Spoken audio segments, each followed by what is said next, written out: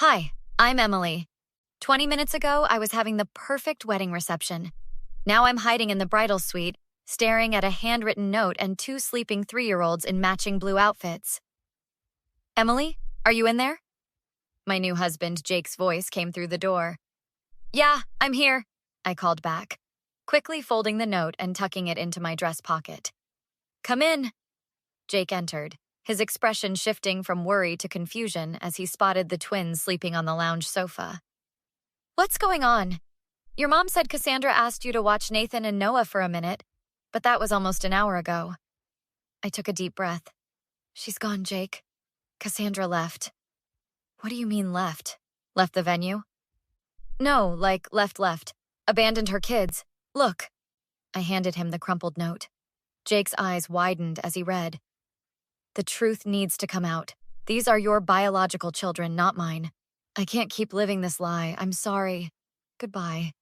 What the? Emily, what is this? It's complete garbage is what it is, I hissed, conscious of the sleeping children. Those are Cassandra's twins. Everyone knows that. A knock interrupted us, and my best friend Diana peeked in. Hey, people are asking questions. Your mom looks like she's about to have a breakdown, and your dad is making awkward announcements about technical difficulties with the music. Cass left, Jake explained, and she left the twins. Diana's jaw dropped. She what? Where would she even go? Her purse and phone are still at the table. She took her emergency backpack from her car, I said. I saw her with it earlier, but didn't think anything of it. Did she say anything to anyone? Jake asked. Diana shook her head. Not that I've heard, but she hesitated. But what? I prompted. Well, she was talking to your cousin Mitch for a while. They seemed pretty intense. I straightened up. Mitch? That's interesting. Why? Jake asked. Because Mitch works at the bus station. Diana pulled out her phone. I'll call him right now. As Diana stepped outside, Jake sat beside me, carefully avoiding the sleeping twins. Emily, we need to talk about what that note says. It's a lie, I said firmly. I know that, but why would she write it? This isn't just ruining your day. This is serious. I stared at the sleeping boys. I don't know what game she's playing, but those poor kids don't deserve this. Diana burst back in. Mitch says she bought a ticket to Cincinnati 30 minutes ago. The bus left 20 minutes ago. Cincinnati? I repeated. She doesn't know anyone there. My mother appeared in the doorway, her makeup streaked from crying.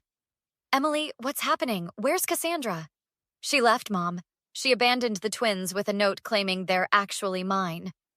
That's ridiculous. How could they be yours? You were working in Seattle when she got pregnant. As if on cue, one of the twins, Noah, I think, stirred and opened his eyes. Auntie Emmy? He said sleepily. Where's Mommy? She had to go on a trip, sweetie, I told Noah, forcing a smile. She asked if you could stay with Auntie Emmy and Uncle Jake for a little while. Noah frowned. But she didn't say goodbye. I know, honey. She was in a hurry. I brushed his hair back gently. Are you hungry? There's cake outside. After Diana took Noah to get food, my mother collapsed into a chair. I can't believe she would do this, she whispered. On your wedding day of all days. Jake paced the room. We need to call the police. This is child abandonment. Let's not overreact, my mother said. She'll come back. And if she doesn't? I challenged. Mom, read the note. She's trying to claim these children are mine. The door opened as my father entered with Nathan. Everyone's wondering what's going on. I can't keep them distracted much longer. Dad, Cassandra left. She abandoned the twins. Dad's face darkened. Did you two have a fight? No.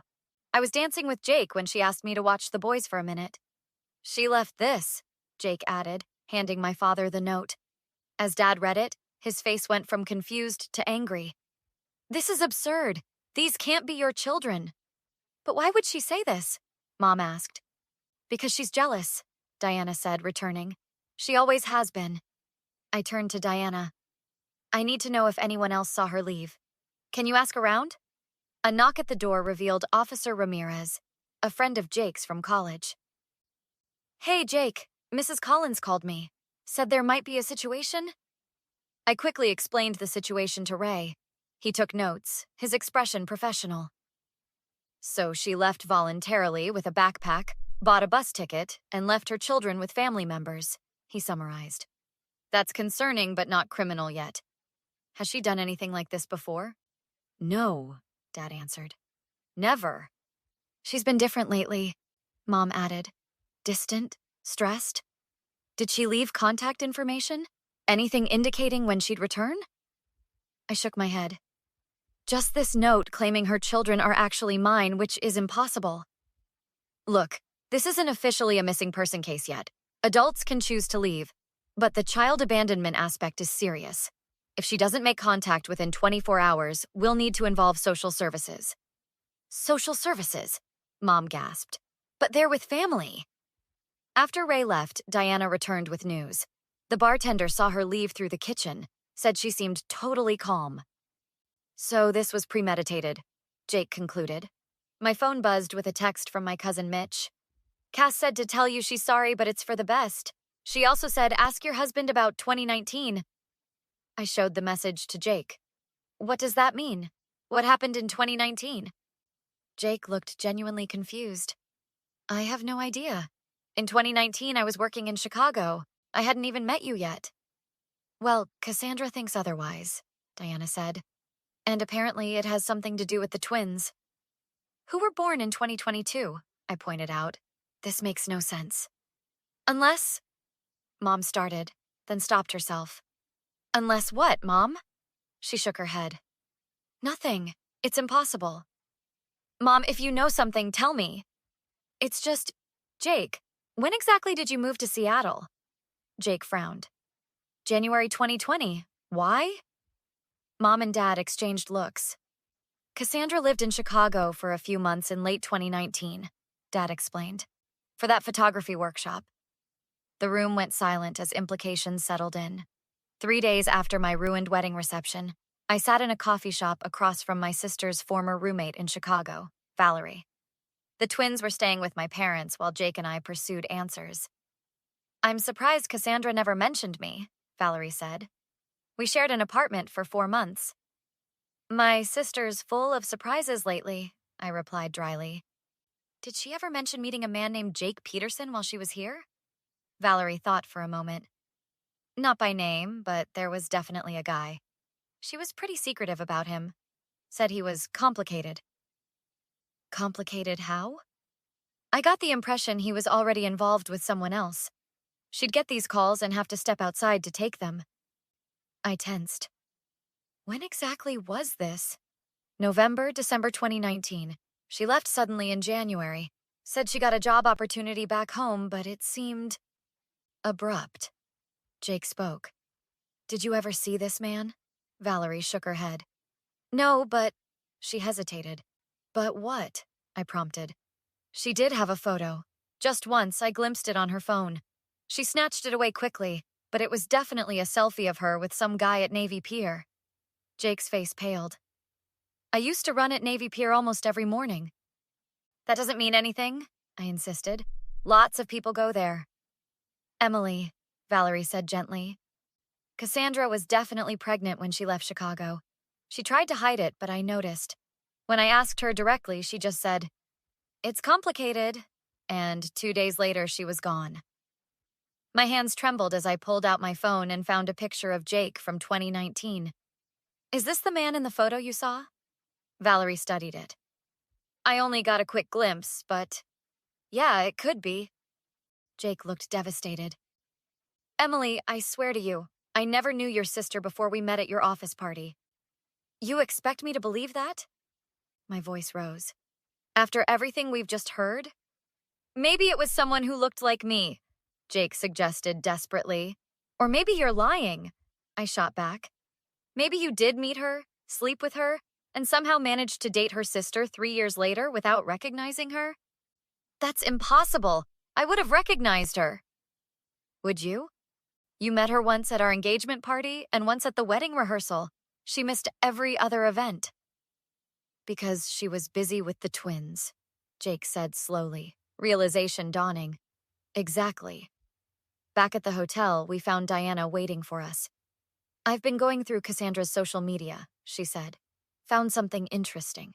She showed us a post from December 2019, a blurry picture of Chicago's skyline with the caption, "Best night ever with someone special." "That proves nothing," Jake insisted. "No, but this might." Diana swiped to another screen. A message exchange between Cassandra and an account named JP_Chicago84. The last message from JP read, "This has to end. I'm moving to Seattle for work and a fresh start. Please don't contact me again." "JP," I whispered. "Jake Peterson." "I never wrote that," Jake exclaimed. "I didn't even have that username." Diana looked skeptical. "So someone pretended to be you, had a relationship with Cassandra, then coincidentally you moved to Seattle and met Emily?" "When you put it like that, it sounds insane," Jake admitted. "But I'm telling the truth." My phone rang. It was the lab where we'd just submitted DNA samples. "Hello? Mrs. Peterson? This is Dr. Liang. We've expedited your samples as requested, and I have preliminary results. Is this a good time?" "Yes," I said, putting the phone on speaker. "I've compared Mr. Peterson's DNA with the samples from both children. There is no genetic relationship. Mr. Peterson is definitely not the father of either child." Relief flooded Jake's face. "Thank you, doctor," I said, ending the call. "See?" Jake said triumphantly. "I told you." "This doesn't explain why Cassandra would try to frame you," Diana pointed out. "No," I agreed, "but I think I know who might have answers." 2 weeks later, I stood outside the Cincinnati apartment where my sister had been hiding. The private investigator I'd hired had found her within days. "Ready?" Jake asked, squeezing my hand. I nodded, and he knocked firmly on the door. Cassandra opened it, her shock quickly turning to resignation. "I guess I should have gone farther than Cincinnati," she said flatly. "You didn't actually want to disappear," I replied, pushing past her into the apartment. "You wanted to cause maximum damage while still being able to watch the fallout." "That's not true," she protested weakly. "Isn't it?" I pulled out a stack of papers. "You've been checking our social media accounts daily. The investigator documented everything." Cassandra sank onto the sofa. "How are the boys? Now you care? After abandoning them at my wedding with a note claiming they're mine?" "I never said they were yours," she countered. "I said they were his." She glared at Jake. Jake stayed calm. "We did a DNA test, Cassandra. I'm not their father." Her face went pale. "You're lying." "No, you are," I said sharply. "Why, Cass? What were you trying to accomplish?" "You always get everything," she spat. "The perfect job, the perfect husband, the perfect life. I just wanted you to know how it feels to have your world shattered." "By falsely accusing Jake of fathering your children? Did you even think about what this would do to Noah and Nathan?" "They're better off without me anyway," she mumbled. "That's where you're wrong," Jake said. "Those boys need their mother. A mother who isn't playing vindictive games." "We found JP_Chicago84, I said, changing tactics. Her head snapped up. "What?" "James Patterson, 38 from Chicago. Has a striking resemblance to Jake from certain angles. You met him in 2019 while Jake was also living there?" "That's impossible," she whispered. "Is it? Or did you convince yourself he was Jake later, when it was convenient for your story?" "No," she insisted. "It was him. It had to be." "DNA doesn't lie, Cass, and neither do photographs." I pulled out a picture of James Patterson. "Is this the man you were involved with?" She stared at the photo, her certainty visibly wavering. "You thought you could destroy my marriage. Worse, you abandoned your children to do it." "I was coming back for them," she cried. "I just needed you to feel the pain first." Jake stepped forward. "The authorities don't see it that way. Child abandonment is a serious offense." "What are you saying?" Fear crept into her voice. "We've filed charges," I explained calmly. "Child abandonment, filing a false report, attempted defamation. You can't do that. We're family." "Family doesn't do what you did, Cass. Family doesn't abandon children as pawns in a revenge scheme." I'm sorry, she pleaded, tears forming. I can fix this. It's too late for that, I said.